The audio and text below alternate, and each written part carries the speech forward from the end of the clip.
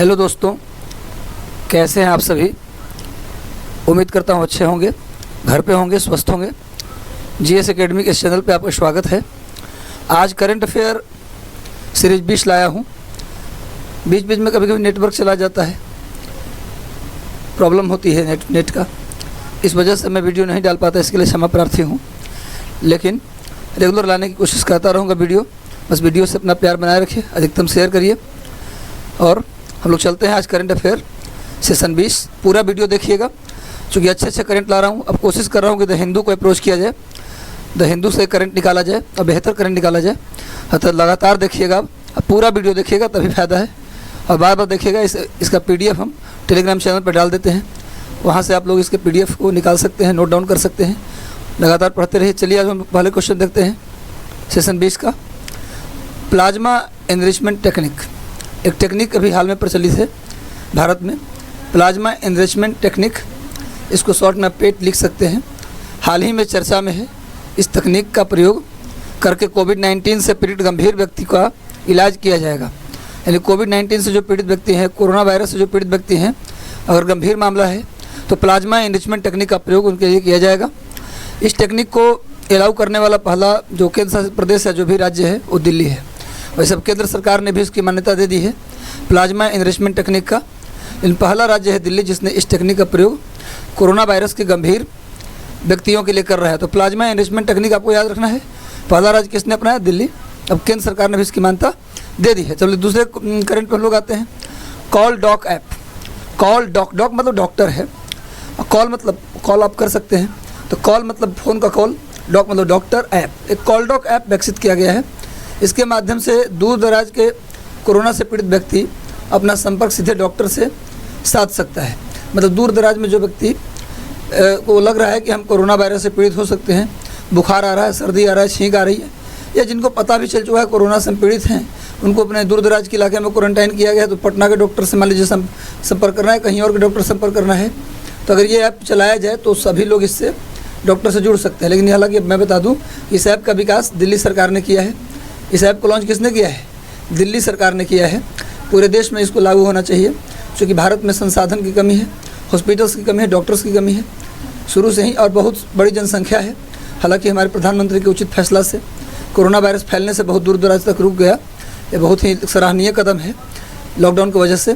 तो खैर जो भी हो, लेकिन भारत को ज़रूरत है ऐसे ऐप का हमेशा, कि बड़े बड़े डॉक्टर से कोरोना वायरस आज है, लेकिन भविष्य में भी कोई भी बीमारी हो तो इस तरह के ऐप होने चाहिए, जिससे बड़े अच्छे डॉक्टर संपर्क लोग साध सकें। अब ध्यान रखिएगा, कॉलडॉक ऐप कौन विकसित किया है? दिल्ली सरकार। अभी वर्तमान में ही ध्यान रखना है, कॉलडॉक ऐप दिल्ली सरकार ने विकसित किया। इसके माध्यम से क्या होगा? पीड़ित व्यक्ति दूर दराज के क्षेत्रों से डॉक्टर से संपर्क साध सकता है। तो ऐप का नाम कॉलडॉक ऐप। लॉन्च करने वाला राज्य केंद्र शासित प्रदेश कौन है? दिल्ली। चलिए हम लोग अगले करंट पे हम लोग आते हैं, तीसरे करंट पे। हाल ही में USA ने कोविड-19 को लेकर WHO को दिए जा रहे फंड का यह आरोप लगाते हुए रोक दिया कि अगर WHO सक्रिय होता तो ये बीमारी चाइना से बाहर आता ही नहीं। अब USA ने WHO पर आरोप लगाया है कि अगर आप पहले, जब कोरोना वायरस चीन में फैला था, वुहान में लोग लगातार मर रहे थे, अगर उसी समय अगर आप सक्रिय हो जाते तो आप कोरोना वायरस इतना बाहर जाता ही नहीं। अगर आप सक्रिय होकर उसे महामारी घोषित करते या कुछ संज्ञान लेते तो ऐसा नहीं होता। ये आरोप लगाया है USA ने, और कहा है कि फंड आपको दिया जाता है इसलिए नहीं कि आप बैठे रहिए, आपको फंड दिया जाता है इस तरह की बीमारी को डिटेक्ट करने के लिए और इसे महामारी घोषित करके वहीं रोकने के लिए, जो कि आप रोके नहीं। और चाइना से बाहर आ गया, अब विश्व महामारी बन गया है, अतः हम फंड आपको नहीं देंगे। तो इस वर्ष का फंड WHO का USA ने रोक दिया है। ध्यान रखिएगा, क्यों रोका है, रोकने का वजह क्या है? USA ने फंड को फ्रीज क्यों किया है? फ्रीज करना मतलब रोक लेना। रोक लिया है क्यों? क्योंकि इसने आरोप लगाया है कि WHO सक्रिय होता तो चीन से बाहर कोरोना वायरस कोविड-19 बीमारी बाहर आता ही नहीं। तो ये बात ध्यान रखिएगा आप लोग, क्यों रोका है, किसने रोका है फंड को, किसके लिए रोका गया? WHO का फंड रोका गया है। वर्ल्ड हेल्थ ऑर्गेनाइजेशन, ध्यान रखिएगा, WHO का मतलब विश्व स्वास्थ्य संगठन होता है।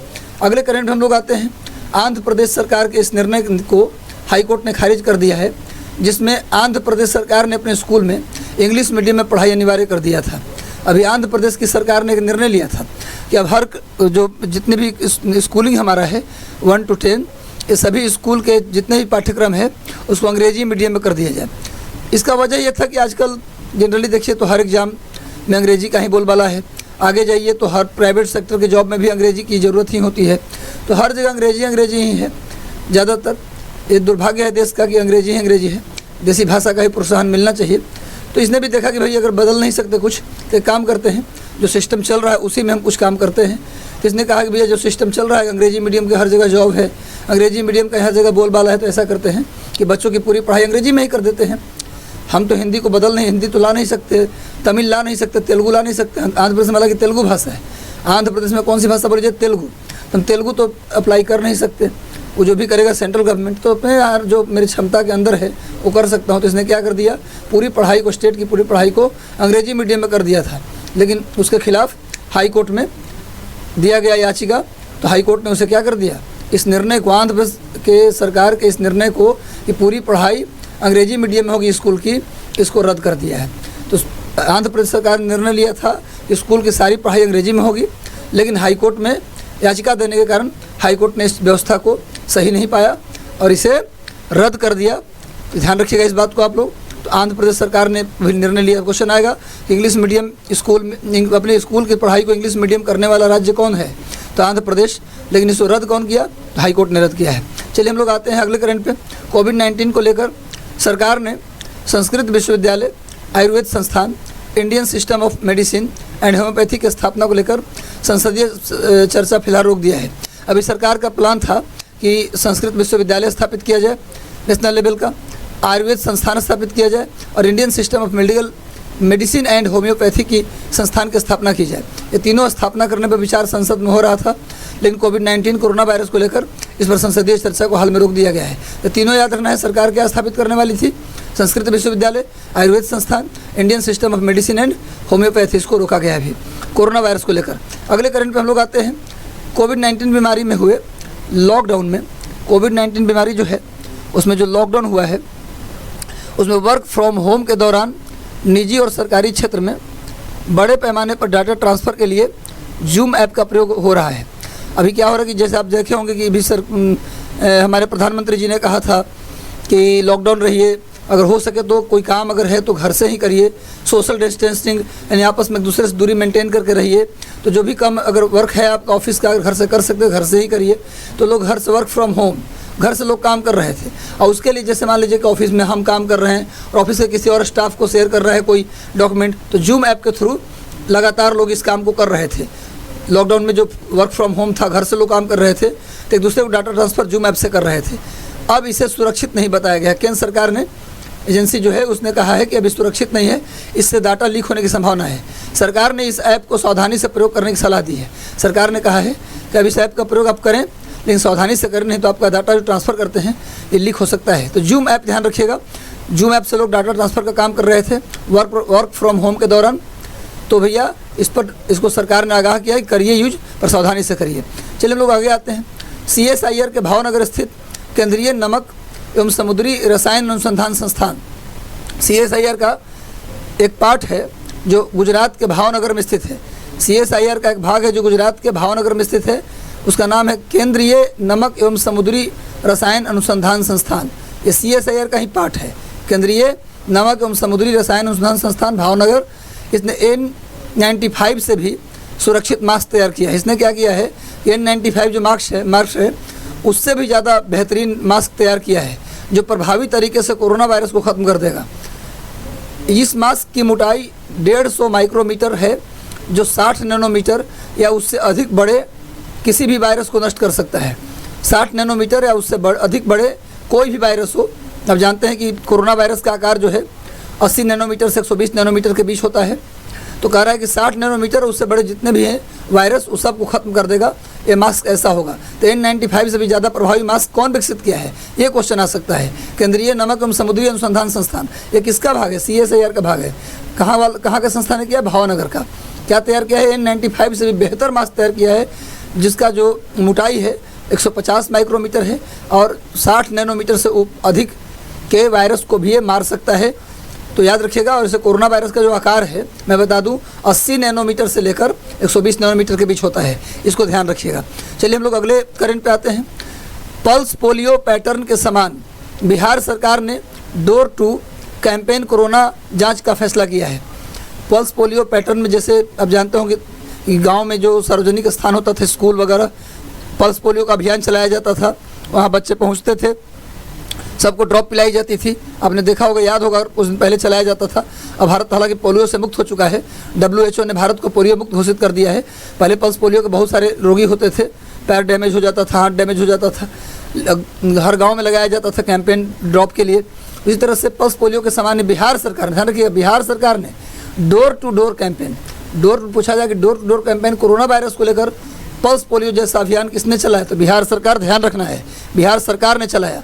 एक कैंपेन जहां कोविड-19 का पेशेंट मिला है, उसे सेंटर बनाकर उसके 3 किलोमीटर के दायरे में होगा। मतलब कि ये पूरे राज्य में नहीं होगा, जहां कोरोना का मरीज मिला है उसके 3 किलोमीटर के दायरे में डोर टू डोर कैंपेन का किया जाएगा। पूरे सर्किल बनाया जाएगा उसको सेंटर बना करके, और प्रत्येक घरों में जाके कोरोना की चेकिंग होगी। अगर कोई व्यक्ति मिला तो उसका इलाज पर ध्यान दिया जाएगा। तो डोर टू डोर कैंपेन याद रखिएगा, किसके लिए, कोरोना के लिए। कौन सरकार, बिहार सरकार। ध्यान रखिएगा, 3 किलोमीटर का दायरा याद रखना जरूरी है। ऐसा करने वाला बिहार पहला राज्य है, ध्यान रखिएगा, बिहार राज्य ने शुरू किया है। अगले करंट पे आते हैं। हैरी पॉटर सीरीज़ में जो स्नैक दिखाया गया है, आप देखोगे हैरी पॉटर सीरीज़ में एक ग्रीन कलर का स्नैक दिखाया जाता है।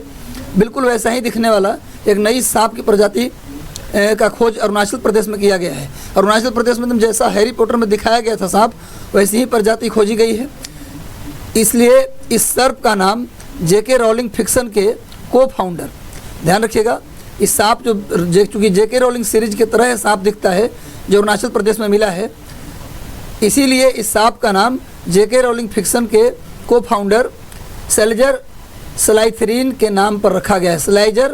स्लाइथरीन के नाम पर रखा गया है। इस सांप का नाम रखा गया है ट्रिमेनोसॉरस स्लेजर। ट्रिमेनोसॉरस स्लेजर इसका नाम रखा गया, ध्यान रखिएगा।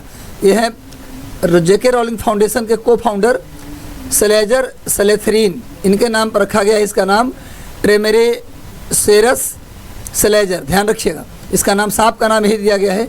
इस सर्प का खोज जिसान अजाज और हर्षल भोसले ने किया है। जिस 2 वैज्ञानिकों ने किया है इसका खोज, जिसान अजाज और हर्षल भोसले। ये दोनों नाम याद रखना है, सांप का नाम याद रखना है, कहाँ खोजा गया ये याद रखना है। यह अरुणाचल प्रदेश में रेप्टाइल का खोजा गया 5वां प्रजाति है। इससे पहले 4 प्रजाति और वहाँ रेप्टाइल का खोजा जा चुका है। ये सांप जो मिला है नया हैरी पॉटर सीरीज के जैसा दिखने वाला सांप, ये 5वां प्रजाति है जो अरुणाचल प्रदेश में मिला है। ये याद रखना जरूरी, राज्य का नाम। इसी सर्प प्रजाति का दूसरा उप प्रजाति पश्चिमी घाट में भी मिलता है। इसी टाइप का एक और सांप है, उप प्रजाति, इसी सांप प्रजाति का एक और सांप है अलग, वो पश्चिमी घाट में भी पाया जाता है। ध्यान रखिएगा, यूपीएससी में ये कोटेशन बना के दे देगा और आपको उलझा देगा। पश्चिमी घाट भारत का दूसरा हॉट स्पॉट है। आप जानते हैं कि भारत के अंदर, अगर पूरी भारत की ज़मीन के अंदर देखेंगे तो टोटल 2 हॉट स्पॉट हैं। एक तो पूर्वी हिमालय, असम हिमालय जिसको बोलते हैं, और दूसरा पश्चिमी घाट। अगर पूछा जाए कि भारत के ज़मीन के अंदर कितने हॉट स्पॉट हैं, तो 2 हॉट स्पॉट हैं। कौन कौन? पूर्वी हिमालय और पश्चिमी घाट। लेकिन अगर पूछा जाए पूरे भारत के बाउंड्री और ये सब मिलाकर देखा जाए तो कितने हॉट स्पॉट हैं, तो 4।